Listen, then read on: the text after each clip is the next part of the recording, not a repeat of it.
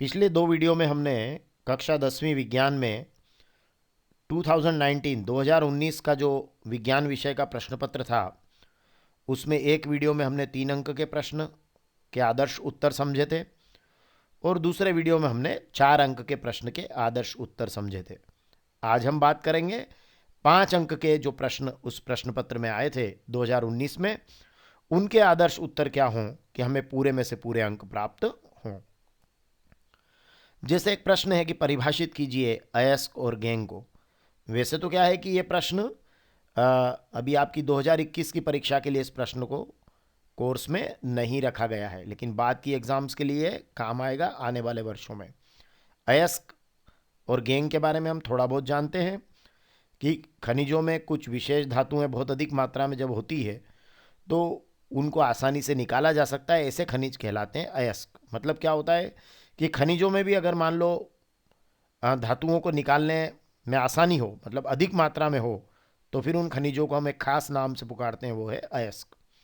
और गैंग जो होता है ना, गैंग मतलब गैंग क्या होता है कि जो पृथ्वी से हम जो खनिज अयस्क प्राप्त करते हैं तो उसमें मिट्टी, रेत आदि जैसी कई अशुद्धियाँ होती हैं, उनको हम कहते हैं गैंग।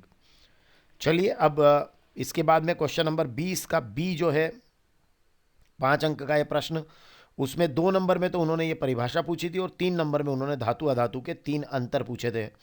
तो अंतर में आप रासायनिक गुणों में अंतर पूछा है तो ऑक्सीजन से क्रिया लिख दीजिए। इसमें क्षारीय या धात्विक ऑक्साइड बनाती है धातुएं, और अधातुएं जो है अम्लीय या उदासीन ऑक्साइड बनाती है। हाइड्रोजन से ज़्यादातर धातुएं क्रिया नहीं करती है, लेकिन अधातुएं जो है वो सहसंयोजी हाइड्राइड बनाते हैं।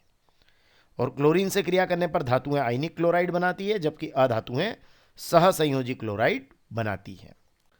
चलिए अब नेक्स्ट क्वेश्चन ले लेते हैं। तो लोहे को जंग से बचाने के 2 उपाय लिखिए। तो लोहे को कैसे जंग से बचा सकते हैं? या तो हम उस पर पेंट कर दें या उस पर यशद लेपन कर दें। तो यशद लेपन करने का मतलब है कि लोहे की जो भी वस्तु है उस पर पारे की परत चढ़ाने को कहते हैं यशद लेपन करना, जिससे वो लोहे की वस्तुएं जंग से बची रहती है। अगर 20वें प्रश्न के अथवा में ये जो दूसरा प्रश्न अगर हम देखें तो उसमें कारण बताओ पूछा है कि प्लेटिनम, सोना और चांदी का उपयोग आभूषण बनाने के लिए क्यों किया जाता है।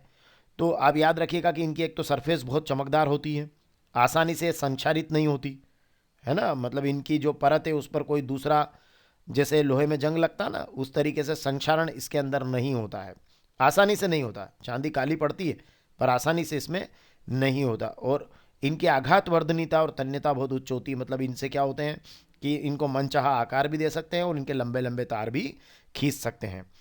अब आयनिक यौगिकों के गलनांक उच्च क्यों होते हैं, इसके साथ 20वें में एक प्रश्न पूछा था। तो जो आयनिक यौगिक होते हैं उनको याद रखिएगा कि आयनिक यौगिक जो होते हैं वो धनात्मक और ऋणात्मक आयनों से मिलकर बने होते हैं।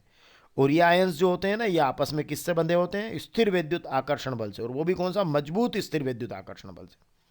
आयनिक यौगिक धनात्मक और ऋणात्मक आयनों से तो बने होते हैं, परंतु इस जो इनके बीच में जो बंध होता है वो स्थिर विद्युत जो बंध होता है, वो स्थिर विद्युत जो आकर्षण बंध होता है वो बहुत मजबूत होता है। अब इसको अगर आपको तोड़ना है तो क्या करना पड़ेगा? बंध तोड़ने का मतलब क्या है? उनको ठोस अवस्था से किसमें बदलना है? द्रव में। तो बहुत ज़्यादा ऊष्मा ऊर्जा देने की जरूरत पड़ेगी, मतलब उनके गलनांक क्या होते हैं? उच्च होते हैं। अब पुष्प के अनुधेरे काट का स्वच्छ नामांकित चित्र बनाने के लिए आपको क्या करना चाहिए कि यहाँ बीचों बीच में आपको ये एक शेप देकर, इसमें आपको यहाँ वर्तिकाग्र, ये वर्तिका और ये अंडाशय, इस टाइप का एक शेप बनाना चाहिए। और ये आपके स्त्री केसर के भाग हो जाएंगे। इन्हीं के अंदर बीजांड और मादा युग्मक, ये बीजांड और ये मादा युग्मक। और फिर पुंकेसर के भाग में परागकोश और तंतु बना दीजिएगा। तो ये परागकोश है और ये तंतु है, ऐसे कई सारे बना दीजिएगा। ये दल या पंखुड़ी हो जाएगी और ये आपका बाह्य दल हो जाएगा। और यहाँ जो है ये जो परागकोश है, इससे परागकण यहाँ आएंगे वर्तिकाग्र पर, तो ये परागकण बना दीजिएगा और ये आपका नर युग्मक हो जाएगा। अगर आप ये बीजांड, मादा युग्मक, परागकण और नर युग्मक नहीं भी लिखेंगे तब भी आपको एग्जाम में पूरे मार्क्स मिलेंगे। नेक्स्ट जो क्वेश्चन है कि अमीबा में द्विखंडन का क्रमवार नामांकित चित्र बनाइए। तो सबसे पहले तो ये नाभिक है, फिर इसका विभाजित होता है केंद्रक, ठीक है। और विभाजित केंद्रक का ये वाला जो स्वरूप है इसको आप देख लीजिए। फिर जो है यहाँ आकर ये डॉटर या संतति अमीबा का निर्माण होता है। तो ये विभाजित केंद्रक देखिए यहाँ पर, ये इस तरह से, ये भी विभाजित केंद्रक है और ये संतति अमीबा, ये डॉटर अमीबा का निर्माण हो गया। तो ये द्विखंडन का क्रमवार नामांकित चित्र है जिसमें नाभिक जो है वो इस तरीके से इसका जो न्यूक्लियस है वो 2 भागों में बढ़ता है और देन आफ्टर जो है इस तरीके से डाटर अमीबा बनती है। एक और प्रश्न है कि कायिक प्रवर्धन क्या है, तो इसमें 2 प्रश्नों को मिलाकर ये प्रश्न तैयार किए गए थे। तो कायिक प्रवर्धन में क्या है कि आपने देखा होगा आलू पर भी बहुत सारे कुछ नए पौधे, उसमें आलू के ऊपर बहुत लंबे समय तक अगर वो पड़ा रहे और उसको नमी या उपयुक्त स्थितियाँ मिलती है तो उसके कुछ भाग जो है वो कुछ पौधे ऐसे होते हैं उनके जड़, तना और पत्तियां विकसित होकर नया पौधा उत्पन्न कर देते हैं। ऐसा हमने आलू में भी देखा है। तो ये कायिक प्रवर्धन कहलाता है। मतलब बहुत से ऐसे पौधे होते हैं जिन्हें अगर उपयुक्त परिस्थितियां मिले तो उनके कुछ भाग जैसे जड़, तना और पत्तियां विकसित होकर नया पौधा उत्पन्न कर देते हैं और इसे ही हम कहते हैं कायिक प्रवर्धन। चलिए अब नेक्स्ट क्वेश्चन लेते हैं कि परावर्तन के नियम लिखिए। तो परावर्तन के 2 नियम है। आपतन कोण सदैव परावर्तन कोण के बराबर होता है और आपतित किरण और जो टकराकर लौटती है वो परावर्तित किरण और वो जो आपतन बिंदु जिस पर आप अभिलंब खींचते हैं वो तीनों एक ही तल में होते हैं।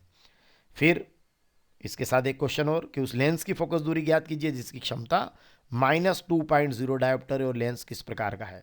तो लेंस की क्षमता का हमारा फार्मूला हमें पता है, P = 1/f, f मीटर में, ये m जो है ये मीटर का संकेत है। तो अब यहाँ पर क्षमता कितनी दी हुई है, -2 दे रखी है तो -2 लिख दीजिए, = हो जाएगा 1/f, f मीटर में है। ओके, तो f लिखेंगे जब आप तो ये हो जाएगा -1/2 और -1/2 का मतलब होता है, देखिए 1/2 का मतलब 0.5 हो गया तो ये -0.5 हो गया और ये मीटर हो गया। मतलब ये f जो फोकस दूरी है मीटर में 0.5 आ गई।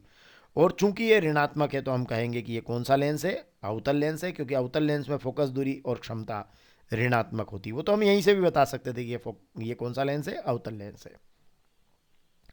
चलिए अब प्रश्न क्रमांक 23 जो कि हमारा अंतिम प्रश्न है कि अवतल दर्पण के कोई 3 उपयोग लिखिए। तो वैसे तो इस वर्ष ये 2021 के लिए नहीं है क्योंकि दर्पणों के उपयोग इस बार अभी नहीं रखे हैं, लेकिन अवतल दर्पण जो है वो दाढ़ी बनाने में या शेविंग मिरर में काम आता है ना, चेहरे का बड़ा प्रतिबिंब बना देता है, सौर भट्टियों के अंदर काम आता है और मरीजों के दांत का बड़ा प्रतिबिंब देखने के काम अवतल दर्पण आता है। 3 उपयोग लिखना है। अब जो एक और नेक्स्ट क्वेश्चन है जो हम जिसको हम कहेंगे लास्ट क्वेश्चन है, कांच के आयताकार गुटके से अपवर्तन का चित्र खींचिए। तो एक कांच का आयताकार गुटका आप बीचों बीच में रख दीजिएगा। ये कांच हो गया, इधर वायु और इधर वायु, ठीक है। यहाँ एक अभिलंब खींचिएगा और ये आपकी आपतित किरण है, इसको लगभग 50 डिग्री के कोण पर लाइएगा और यहाँ से इसको ऐसे अपवर्तित किरण बना दीजिएगा, ये 30 डिग्री का कोण बन जाए। कोण हमेशा अभिलंब से बनाना है। फिर यहाँ इसी बिंदु के ऊपर जब यहाँ तक लाइएगा और यहाँ एक और अभिलंब खींच दीजिएगा और ये यहाँ से बाहर निकाल दीजिएगा। ये वाला कोण भी 50 का रख लीजिएगा। तो ये कोण और ये कोण लगभग बराबर होना चाहिए, तो ये 50-50 का रख लीजिएगा और ये आप 30 का बना दीजिएगा, ठीक है। ये आपतित किरण, ये अपवर्तित किरण और ये निर्गत किरण, ओके।